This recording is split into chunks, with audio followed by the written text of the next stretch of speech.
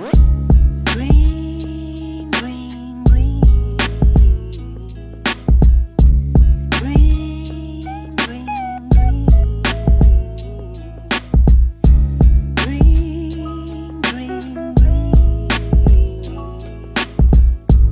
Green, green, green. Tell us a little bit about who you are and where you're from. So my name is Akeem Hoyte Charles. Alright, Montreal native, born and raised in Chateauguay. Well, born downtown Montreal, raised in Chateauguay, spent 18 years of my life there. I don't know, man, I'm just a person who's just a squirrel trying to find a nut, I guess. I do stand-up comedy over here in Montreal, trying to branch out. That's pretty much it. How did the whole comedy thing begin? Few things, few people.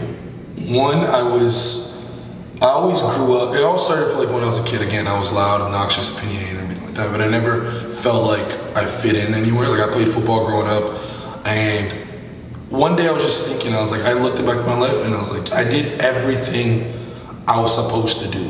You know what I mean? Like, growing up, you have this cycle of life, right? You're born, go to daycare, then you go to elementary school, then you go to high school. Then you're told to go to college, and you're told to go to university, and then you're told to get a job, start your own family, and then the cycle continues. So like, I mean, for the most part, I'm 26 now, and up until this point, I've done everything I was supposed to do. Went to elementary school, went to college, went to high school, played football in college. That didn't work out. I was supposed to play football in college, didn't work out. Supposed to go to Vandy, that's what I went to. Shout out to VC, didn't work out. Then took a little break, tried to find myself, got recruited to play Concordia. That didn't work out. Went to Concordia, that didn't work out. Got into a sales job, at one point that wasn't working out. You know what I mean? So what is one supposed to do when everything you're told you're supposed to do doesn't work out?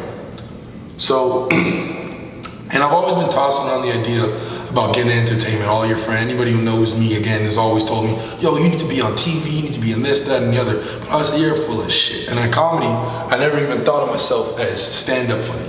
I've always just been that funny dude in a group. I crack jokes, I make light of certain situations, things like that. And it was two things that really pushed me over the edge to kind of jump into this comedy thing. It was one, it was watching a speech by Jim Carrey. He did a graduation speech at a university. I forget the university, but he was wearing all yellow. Go Google it. He talked about asking the universe for stuff, right?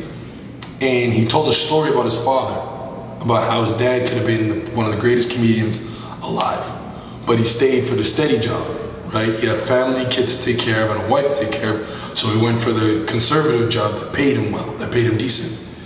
And then he said about 5 years into that job, he got fired. So what he took away from that was that you can get fired. Things that you don't want cannot work out for you. So why not at least try for things you do want and see what happens? Not to do it. Like I had a friend this summer hit me up. She lives in St. Lazare and she wanted to go on a boat ride, like a speedboat ride in the Hudson.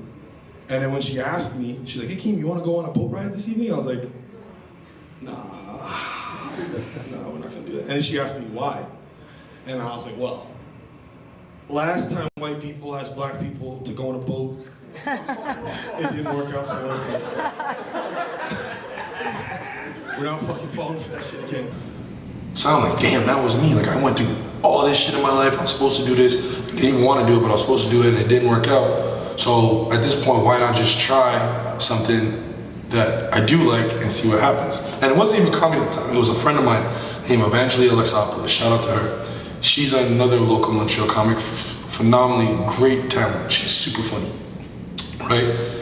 We were talking on the phone one day and she asked me to hang out and I would just be cracking jokes, like just cause that's who I am. And then she used one of what I said in her set and she showed me the tape and it was super great, big, huge like applause and roaring laughs and like that. And she said, this would sound funnier if it came out of your mouth. And I said, no, I'm not a comedian, like shut up, leave me alone. And then she said, you know what, make you a deal. If you go on stage, use that joke and bomb, I will leave you alone about the comedy. I said, dope. So what did I do? Went on stage for the first time, I bombed. no laughs. Nobody's even paying attention. It was at a local bar called Grumpy's, which hence the name why people felt a certain way, because they're probably drinking there. I bombed, but then she said, this is not a place where the aesthetic is set up for comedy, so go to the Comedy Nest. So I went to the Comedy Nest and I got a bunch of laughs. And since then I haven't been booed yet, so still doing it.